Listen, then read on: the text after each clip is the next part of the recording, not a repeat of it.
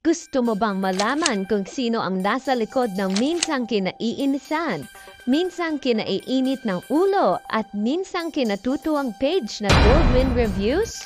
Sino nga ba ang anonymous film reviewer na ito? When you watch the whole film, parang it's automatic trashy. Pangit siya talaga, guaranteed. It's just an okay film. Itinuturing siyang kontrabida ng film producers at directors, pero ganito niya ipakikilala ang sarili niya. Ako po si Goldwyn Reviews, kakampi ng magagandang pelikulang Pilipino at hindi po kaaway. Hindi siya profession ngayon. Dahil ano lang to, hobby, passion project. Kumbaga, I am not paid to write reviews.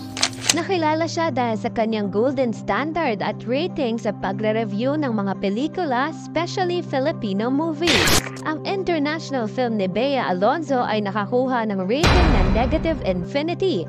At sinabi pa ni Goldwyn Reviews na ito ang worst movie of the year. Ang newest film naman ni Primetime King, Coco Marte, na directed by the award-winning director Brillante Mendoza, ay nakakuha ng -1 na rating. At ihanda mo ang sarili mo para sa komento niya sa movie na ito. He said, walang istorya, walang direksyon, at walang nangyayari. Pero ang first esports film na GG starring Donnie Pangilinan ay nakakuha ng rating na 3 dahil dito. Ang pinakapanlaban ng pelikulang ito ay ang itsura nito. Nakakamangha ang mga nakikita mo, ang astig tignan. Lumalaban ang Pinoy, lumalaban ang pelikulang ito, G na G. Noon pa man ay avid moviegoer na raw siya. Usually ay mag-isa lang daw siyang nanonood sa sinihan. At para magkaroon ng outlet tungkol sa pinanood na film, ay gumawa siya ng page kung saan pinapost niya ang mga thoughts niya tungkol sa mga pelikula. Doon ako nagsasabi ng mga thoughts ko. Tapos may mga konting nagre-reply. Basically, ginawa ko yung page is just to organize my feed. Dahil parang wala yung private life dun sa mga public opinions. Dahil sa kanyang opinyon, maraming nag-engage na netizen sa kanyang Facebook page. Marami siyang nakuhang avid followers at syempre hindi rin mawawala ang mga bashers. Kaya naman madalas ding ma-take down ang kanyang page. This is my third page sa FB. FB yung madalas na pinupuntirya. Kasi doon malakas doon nag-iingay yung mga tao. Pero hindi ito naging hadlang para tumigil siya sa ginagawa niya. Kaya nga siya natanggal kasi may mga nagre-report. So mas ibig sabihin medyo umiingay na siya, mas naririnig na siya ng mga director or what. Pinagpatuloy ko pa rin dahil siguro meron na ako nasimulan. Siguro at I don't see anything wrong na ginagawa ng page. Sarap makipag-usap sa mga tao na bukas yung isipan at minsan doon ko nakahanap yun sa page. At syempre, isa raw sa dahilan kung bakit patuloy niyang ginagawa ito.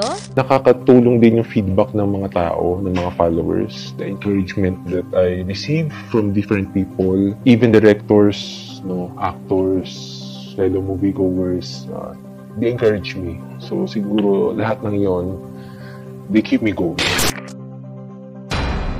Hindi rin maaalis sa kanya ang pangamba dahil nakakatanggap din daw siya ng threats, lalo na kung negative ang kanyang review.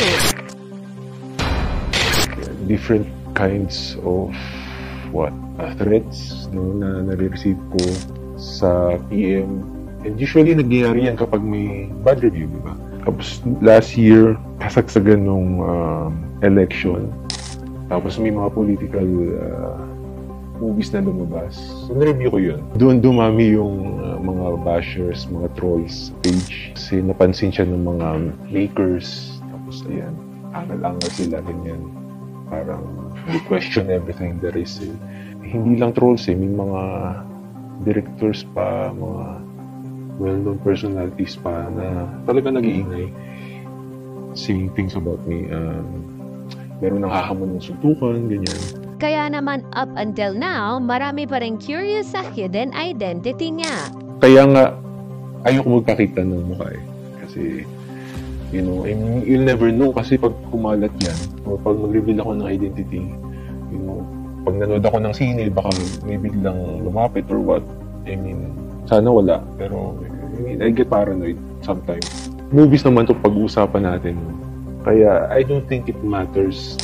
I want to be judged by my words, you know, and not by my face. I didn't expect na aabot sa point na merong magtatanong about my face. I think I'm not obligated to show my face dahil hindi naman mukha ang basihan para makapagsabi ka kung anong gusto at hindi mo gusto sa isang pelikula.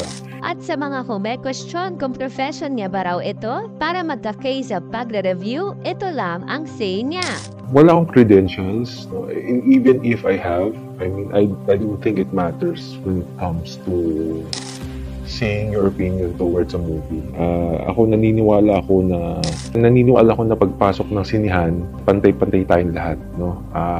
Basta naglaan ka ng oras, nanood ka ng movie, nagbayad ka ng ticket, your opinion is valid. Everyone has a voice, regardless if you have a credential or not. Kapop Life, curious ka rin ba sa identity ni Goldwyn Reviews? Hindi pa nagtatapos dito ang exclusive interview with Goldwyn Reviews dahil nag-rate din siya ng mga Filipino directors. Not that brilliant anymore. 1/5. May more films, please. 4/5. Sino kaya ang mga direktor na tinutukoy niya? To know the answer, follow poplife.ph because you can't miss out.